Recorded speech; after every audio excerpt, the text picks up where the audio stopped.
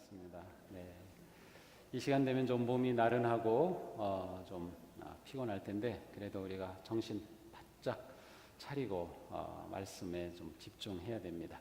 오늘 우리가 1+1 전도 축제 하면서 약 70여 명 가까운 분들이 또 이렇게 방문하시고 또 등록하셨는데 그냥 한번 찾는 것이 좋은 그런 믿음의 출발이 될 수 있도록 기도하고 이 한 주간도 우리가 더욱 열심히 힘써야겠습니다. 우리 전도부 또 많이 수고해 주셨고 또 직접 이렇게 전도에 참여하신 모든 분들 정말 수고하셨습니다. 우리 박수로 크게 격려해 드립시다.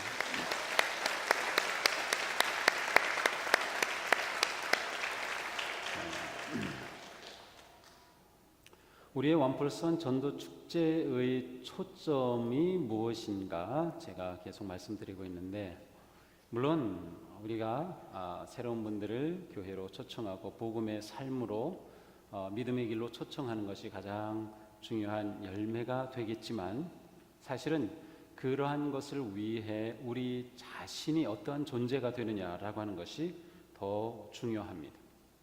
우리가 참된 전도자, 영향력 있는 전도자, 능력 있는 전도자가 되기 위해 아주 중요한 것이 있습니다. 그런데 이것이 중요하다는 생각을 별로 하지 못합니다. 그것은 곧 우리의 내면의 세계입니다. 전도자로 살아가는 삶에 있어서 중요한 것이 우리의 내면의 세계다. 이 내면의 세계를 다른 말로 표현하면 성품이라고 할 수 있어요. 우리 성품은 아주 중요합니다. 하나님은 우리의 겉모습을 보시는 것이 아니라 우리의 속 마음을 보셔요. 우리의 중심을 보신다고 말씀하셨습니다. 전도자가 전도한다고 하는 것은 가장 중요한 것이 성품으로 전도하는 것. 성품으로 전도하는 것이 아주 중요합니다. 성품이 준비되지 않으면 참된 전도자가 되기 어렵습니다. 그러니까 우리의 삶이 전도지가 되고 우리의 성품이 초청장이 되는 것입니다. 우리가 억지로 데려올 수는 있겠지만 머물게 할 수는 없습니다. 성품의 사람은 누군가가 관심 가지게 되고 매력적이다 느끼게 되고 그리고 그 초청에 응할 수밖에 없게 되고 그리고 나도 그와 같은 삶을 위해 머물게 되는 것이에요. 우리의 믿음 생활의 목표는 예수 그리스도를 닮아가는 것입니다. 예수님의 성품을 닮아가는 거예요. 우리의 내면 세계가 예수님을 닮아가는 것이죠. 자, 예수님의 성품 가운데서 우리가 빼놓을 수 없는 것이 겸손입니다. 오늘의 본문은 예수님이 어떠한 분이신가, 예수님의 성품이 아주 잘 드러나 있습니다. 여러분은 이런 태도를 가지십시오. 그것은 곧 그리스도 예수께서 보여주신 태도입니다. 그분은 하나님의 모습을 지니셨으나 하나님과 동등함을 당연하게 여기지 않으시고 자기를 비워 종의 모습을 취하시고 사람과 같이 되셨습니다. 그는 사람의 모양으로 나타나셔서 자기를 낮추시고 죽기까지 순종하셨으니 곧 십자가에 죽기까지 하셨습니다. 마태복음 11장 29절에서는 나는 마음이 온유하고 겸손하니 내 멍에를 메고 내게 배우라. 예수님이 예수님의 성품을 직접 설명하신 이 말씀에서 나는 마음이 온유하고 겸손하다고 했어요. 예수님의 성품의 아주 중요한 부분이 겸손입니다. 예수님의 모든 이 지상의 사역이 겸손을 드러내셨습니다. 예수님은 이 땅에 오신 그 목적을 이루시기 위해서 겸손의 성품을 입으셨다고 말할 수 있습니다. 골로새서 2장 18절에서 사도 바울은 거짓 겸손을 조심하라고 합니다. 꾸며낸 겸손. 그러니까 겸손은 내면의 문제인 것을 알 수 있어요. 거짓 겸손은 겉으로 겸손한 것 같은 겸손입니다. 그러나 진정한 겸손은 안으로부터 나오는 겸손이에요. 처음에는 잘 모르지만 지나면 알 수 있어요. 이 사람이 이게 정말 겸손한 건지 아니면 꾸며낸 겸손인지 알면 그 사람과 깊이 사귀고 시간이 지나면 드러납니다. 그러니까 우리의 내면 성품을 우리가 다뤄야 한다고 할 때 예수 그리스도의 성품을 닮아가고 그 핵심에는 겸손이 있다라는 것을 우리가 기억해야 합니다. 자, 겸손은 무엇인가? 그것은 하나님을 인정하고 나 자신을 낮추는 것입니다. 교만함이라고 하는 것은 한마디로 하나님을 인정하지 않는 것입니다. 하나님을 인정하지 않는 것. 모든 교만의 뿌리가 여기에 있습니다. 하나님을 인정하지 않으면 하나님을 두려워하지 않죠. 제 멋대로 생각하고 제 멋대로 행동합니다. 하나님에 대해서 전혀 생각하지 않습니다. 그 삶에 하나님이 계실 자리는 전혀 없습니다. 내가 모든 것의 중심에 서 있고 나 중심적 생각을 하고 이기적 행동을 하게 됩니다. 나만 만족하면 되고 나만 좋으면 끝납니다.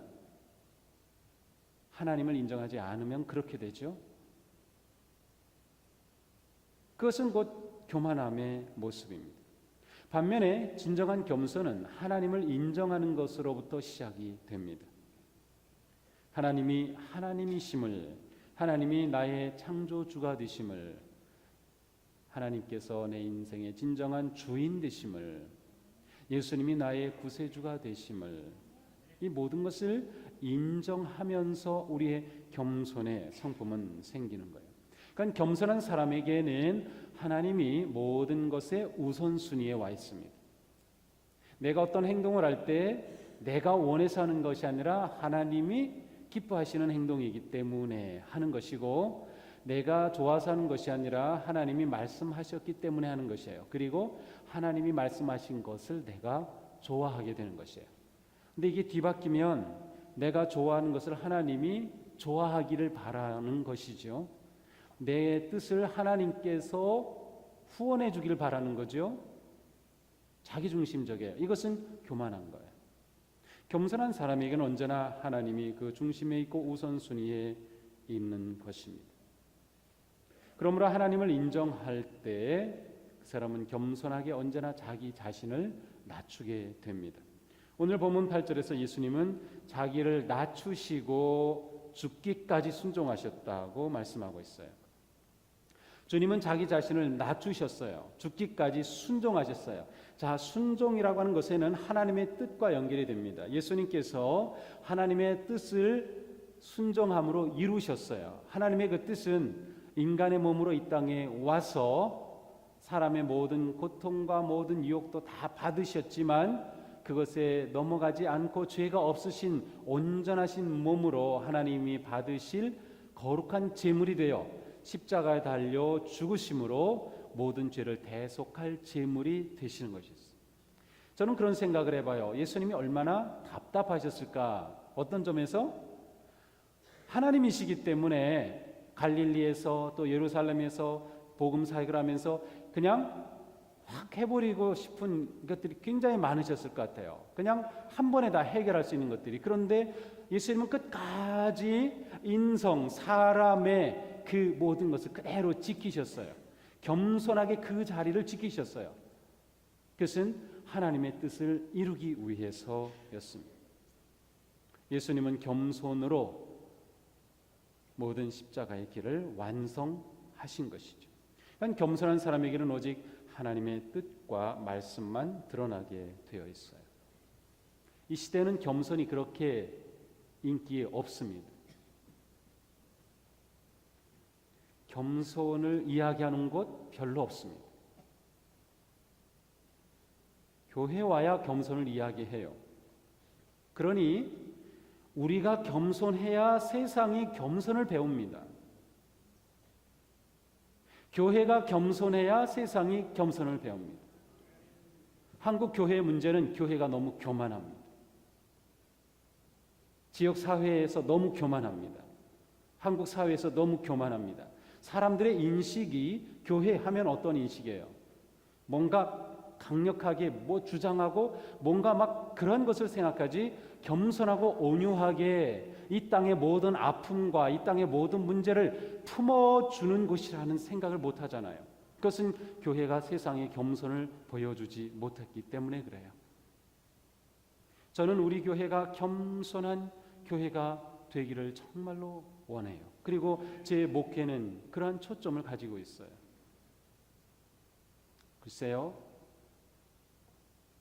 별로 그렇게 드러나는 열매는 없을지 몰라요. 별로 알려지지 않을 수도 있어요. 그러나 그것은 상관없어요. 부평에 사는 사람들이 동수교회 하면 야, 정말 겸손한 교회, 지역사회에 꼭 필요한 교회, 우리를 살리는 교회, 우리가 살지 못하는 삶을 살아가는 사람들은 그곳에 있어. 그러한 것이 되어야 되는 거예요. 물론 우리의 목적이 그것 자체는 아닙니다. 단지 그와 같이 세상을 섬기고 낮아지는 것 자체가 목적은 아니에요. 그 모든 것을 통해서 우리는 궁극적으로 예수 그리스도를 세상에 알리기 때문에 그렇게 하는 것이에요.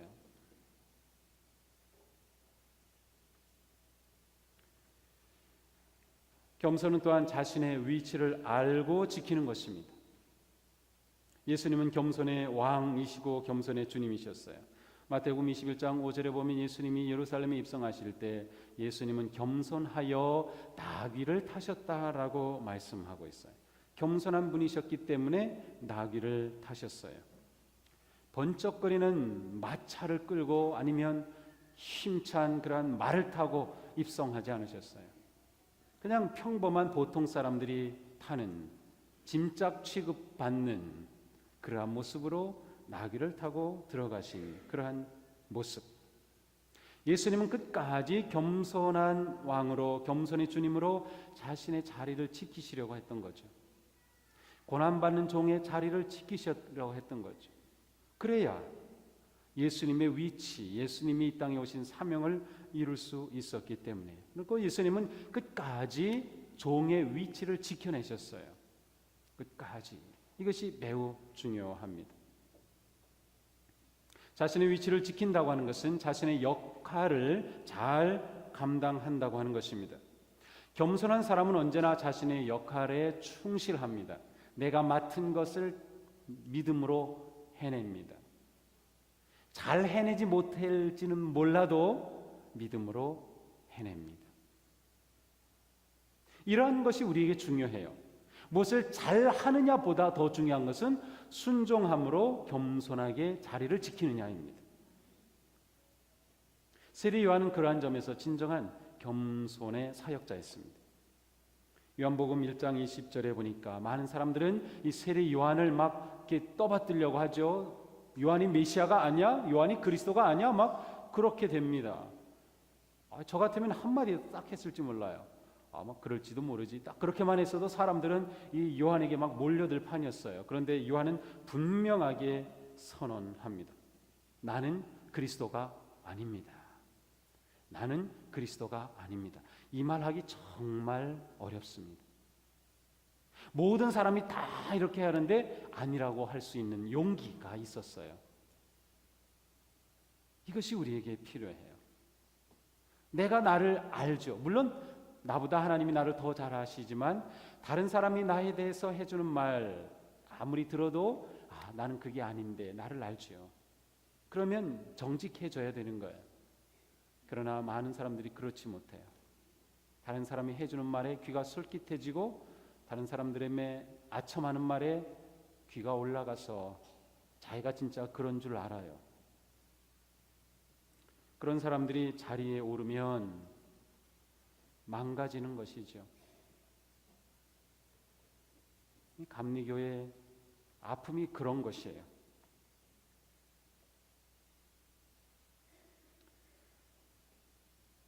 (2년마다) 감독하려고 하는 사람들, 그것 때문에 왜 교회의 에너지가 왜 거기에 쏟아져야 돼요? 목회자들이 왜 거기에 쏟아야 돼요? 장로님들이 왜 그런 데 관심 두어야 돼요? 거기에 그냥 계속 돌아가요. 물론 제가 현재 감독님을 비난하는 거 아닙니다. 감독은 필요합니다. 그 자리에 누군가 있어야 연회를 이끌어가고 감리교회를 지도자로 이끌어갈 그러한 분 필요하기 때문에.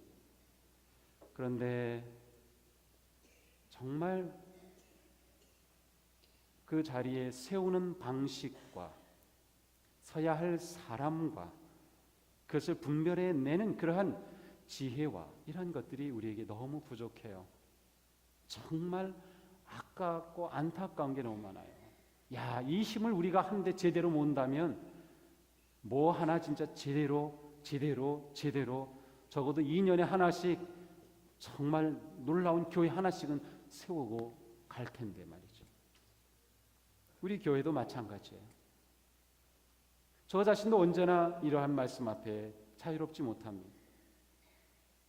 여러분들이 저를 칭찬해주고 저를 격려해주고 저를 높여주는 것은 제가 정말 감사하고 격려를 받지만 내가 그럴 존재가 아닌데 라고 하는 것을 제가 정직하게 고백하지 못할 때가 있어요. 나는 그리스도가 아닙니다 라고 말해야 될 때 저는 침묵할 때가 있어요.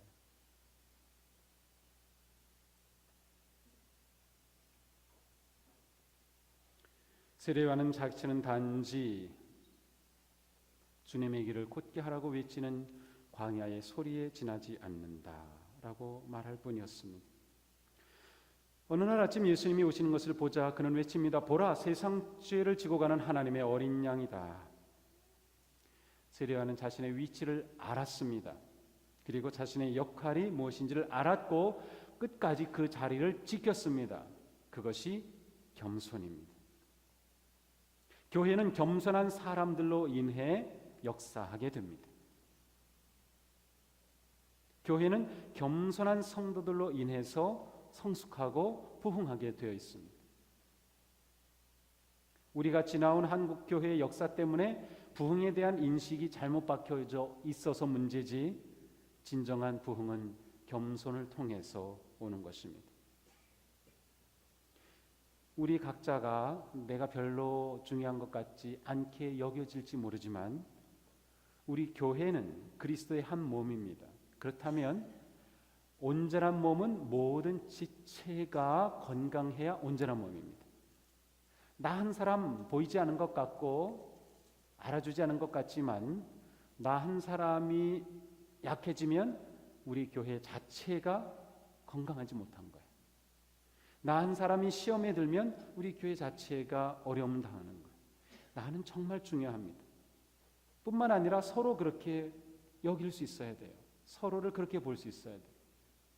그래서 누군가가 우리 공동체 안에서 어려움을 당한다 하면 그것이 우리의 아픔이고 우리의 문제가 되어야 되죠. 신천지가 가장 사악한 것 중에 하나는 교회의 이 하나됨을 깨뜨리는 것이에요. 마음을 나뉘게 하는 것이에요. 의심하게 하는 것이에요. 신뢰하지 못하게 하는 것이에요. 서로에 대한 온전한 신뢰의 마음을 갖지 못하게 해요. 불평과 불만을 자꾸 긁어 만드는 아주 사악한, 그래서 그리스도의 몸을 깨뜨리려고 하는 거죠. 한국의 개신교가 천주교에 비해서 지금 점점 앞으로 한 20년이면 천주교가 더 많아질 거라고 예상하기도 합니다. 사회학자들은. 근데 많아지는 게 그게 뭐 문제되는 것이 아니에요. 왜 한국 개신교의 침체 현상이 나타나는가? 최근의 사회학적 연구 중에 가장 중요한 것은 온갖 이단들 때문에 그렇다는 거예요. 개신교에서 200만 정도가 사이비로 빠졌어요.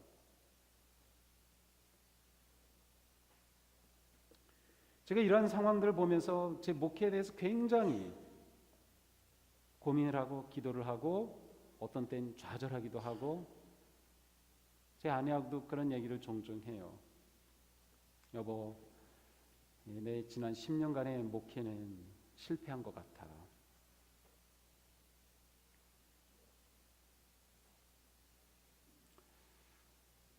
다시금 제가 목회 본질을 잡아야겠다. 사실은 계속 추구하긴 했지만 그것에 올인 해서 제 모든 것을 다 쏟지는 못했던 것 같아요. 그것은 다른 게 없어요. 오직 말씀과 기도 그거밖에 없다. 그래서 제게 있는 그러한 열망은 우리 교회 모든 성도들이 정말 말씀을 잘 잘 배우고 말씀을 잘 듣고 말씀의 사람으로 거듭나고 말씀이 겸손을 말씀하면 정말로 겸손한 사람이 되고 온유를 말씀하면 온유한 사람이 되고 그리스도 앞에 기쁨의 사람을 말씀하면 진정한 기쁨이 사람이 되고 정말 그러한 성도들로 세워지는 교회 다른 거 관심 두지 말자. 근데 또 그렇잖아요. 성경 공부 아무리 열어도 오지를 않잖아요. 오시는 분들만 계속 돌아가요. 마다와이자 하시는 분들, 어머니 기도하는 어머니 역시 같이 와요. 무슨 성경 공부 거의 같은 분들이에요. 그분들만 맹맹 뺑뺑뺑뺑 돌아요. 그러니 제가 딜레마에 빠져 있습니다. 모든 성도들을 말씀으로 세우는 것이 불가능한 것일까? 이 시대에. 그렇다면 어떻게 신천지 같은 이단 집단들은 그렇게 수많은 사람들을 데리고 가서 교육시켜서 거기에 그렇게 다 끌어들일 수 있을까? 도대체 그 사람들은 어떻게 간 걸까? 그렇다면 강요해서라도 우리는 해야 되는 것일까? 여러분은 어떻게 생각하세요?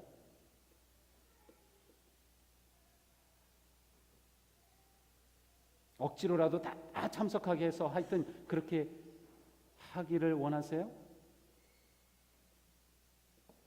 그러면 아마 다 아이구야 하고 다른 교회로 다 가버릴 것 같아요.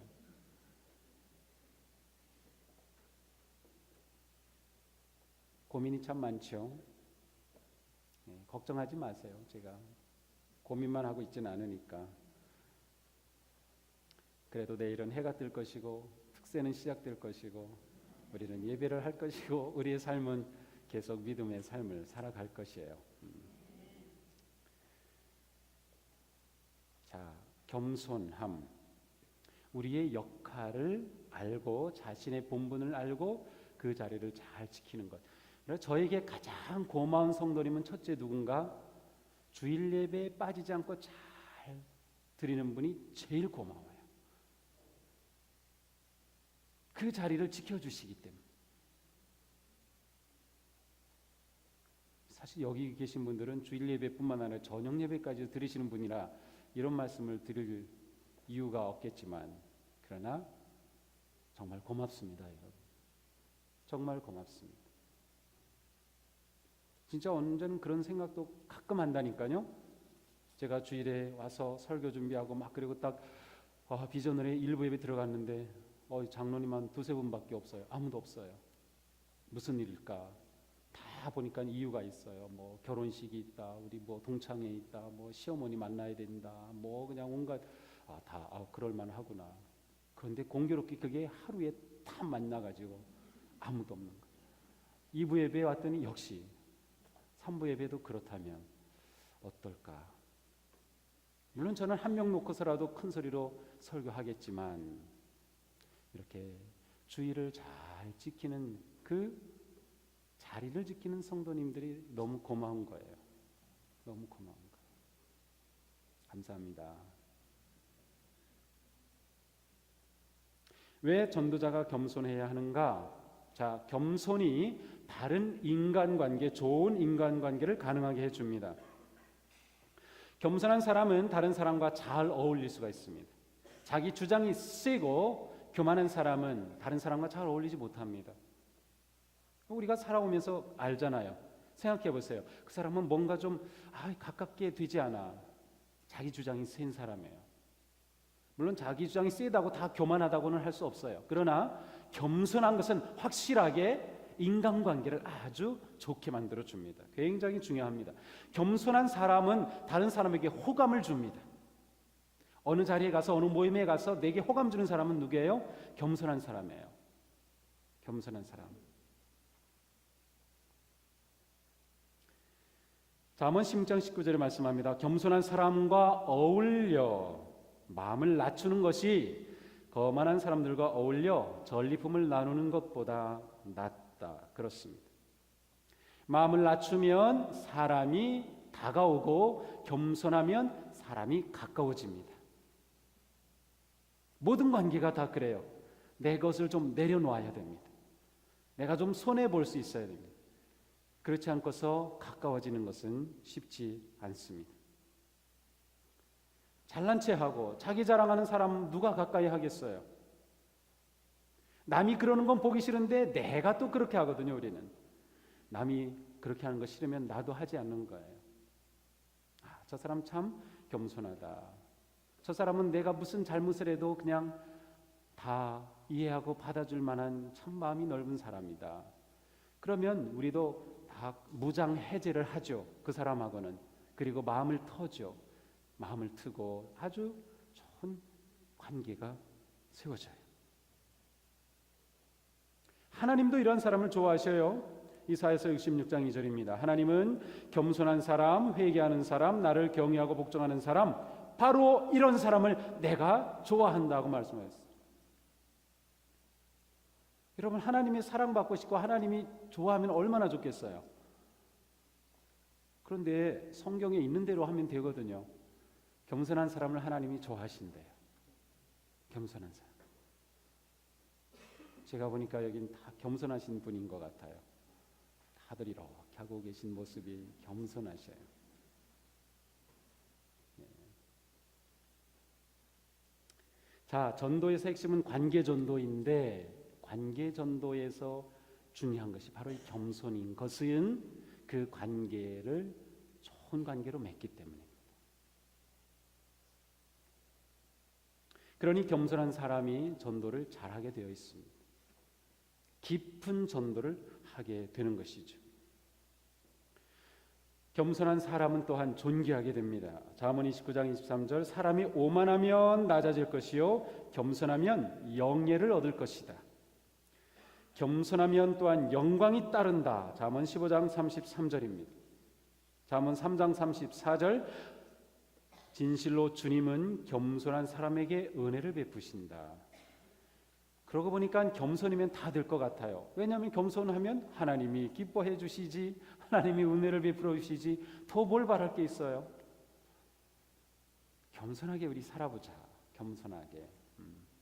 겸손한 전도자가 되어보는 것입니다. 선교사이고 의사였던 슈바이처 박사가 아프리카에서 사역하다가 귀국하게 되는 것을 동네 사람들이 알고 환영하러 기차역에 나갔어요. 그래가지고 그 동네 사람들이 또 교회 사람들이 모여가지고 이 슈바이처는 신학 박사이기도 했어요. 또 신약학 쪽에도 아주 굉장히 대단한 업적을 남긴 사람이에요. 그런데 이 사람들이 어디 가서 기다렸냐? 차가 쭉 오면은 1등 칸이 있어요. 그래서 1등 칸 앞에서 다 기다렸는데 사람들이 다 나오는데 슈바이처 박사가 안 보여요. 그래서 아유 우리가 잘못 왔네. 그래서는 2등 칸에 가서 기다렸는데 사람들 다 갔는데 없어. 아유 또 잘못 왔네. 가보니까 3등 칸에서 짐을 가지고 내려요. 그래서 사람들이 아이고 박사님 여기서 내리시면 어떡해요. 고생하시고 오시는데 1등 칸이라도 타셔야지. 어떻게 3등 칸 타고 오셔요? 슈바이처가 뭐라고 대답했을까요? 4등 칸이 없어서 3등 칸 타고 왔습니다. 라고 말했어요. 참 이러한 건 정말 멋지지 않아요? 나도 좀 그래봤으면 좋을 것 같아요. 어디서 뭐 집회와달라 그랬는데 딱 갔는데 사람들이 우리 강사님 주학성 강사님 어디 오시느냐 근데 그냥 멋진 차가 쫙 벤츠가 들어 강사님 오시나 보다 막 인사하고 보니까는 아니에요. 사업하시는 장로님 목사님 어디 오시나 그런데 그냥 겨우 털털털털 거리는 무슨 뭐 이상한 10년도 더 넘은 차가 하나 굴러오니까 안내하신 분이 안 됩니다. 오늘 강사님 오셔야 됩니다. 예, 저쪽에 주차하세요. 그래가지고 제가 그쪽에 가서 딱 주차하고 내릴 수 있다면 제가 존귀함 받지 않겠어요? 그렇죠. 그래서 겸손한 자가 존귀함 받는다는 거예요. 우리 장로님들은 좋은 차 타시기 바랍니다. 사업 잘 되셔야 돼요. 네. 제가 이런 또 설교하면 또 목사님은 좋은 차 싫어하시나 그럴 것 같은데 네. 우리 장로님들이 가끔 좋은 차 저 태워주시면 제가 얼마나 편하고 좋은지 몰라요. 자, 세 번째, 겸손한 사람에게 하나님의 지혜가 임합니다. 잠언 11장 2절 교만한 사람에게 수치가 따르지만 겸손한 자에게는 지혜가 따른다. 시편 25편 9절 겸손한 사람을 공의로 인도하시며 겸비한 사람에게는 당신의 뜻을 가르쳐 주신다. 겸손하니까 지혜까지 더오네요. 겸손하니까 무슨 일이 생겨요? 하나님이 하나님의 뜻까지 가르쳐 주시네요. 그리스도인의 삶은 겸손에 다 있는 것 같아요. 왜 겸손한 자에게 뜻을 가르쳐 주실까요? 하나님이 뜻을 가르쳐 주시면 겸손한 자는 그대로 순종할 것이니까. 교만한 자는 아니잖아요. 하나님 이 뜻이 아닌 것 같은데요. 제가 이렇게 기획했는데 왜 이렇게 말씀하세요? 그리고 그럴 거 아니에요. 하나님께서는 누구를 더 좋아하시고 누구에게 뜻을 보여주실까? 전도는 겸손한 사람이 되는 것이 중요해요. 그러니까 우리가 겸손한 자가 되면 사람이 붙고 관계가 좋아지고 그리고 그분들을 초대하면 그들이 거절할 수가 없는 거죠. 왜? 우리의 겸손한 성품에 그들이 반했기 때문에, 우리의 겸손한 성품에 그들이 매력을 느끼기 때문에, 우리의 겸손한 모습에 그들이 우리의 마음을 주기 때문에. 1+1 전도 축제를 하면서 저는 이러한 것들을 꿈꾸며 축제를 시작했어요. 그리고 여러분들이 정말 기쁨으로 잘 참여해 주셨어요. 축제의 열매는 많은 분들이 오는 거지만 그것보다 더 우리가 중요하게 여겨야 될 것은 우리의 내면을 성품을 가꾸어 가는 것이다. 이곳에 우리 모두 진정한 성도, 겸손한 성도가 되시기를 축복합니다. 자, 제가 마지막 성경 말씀을 읽어드립니다. 모두가 서로 겸손의 옷을 입으십시오. 하나님께서는 교만한 자를 물리치시고 겸손한 자에게 은혜를 주십니다. 어떤 일을 하든지 다툼이나 허영으로 하지 말고 겸손한 마음으로 하십시오. 네, 언제나 겸손의 옷을 입고 겸손한 성품으로 아름다운 인생을 살아가는 우리 모두가 되기를 주님의 이름으로 축복합니다. 기도하겠습니다.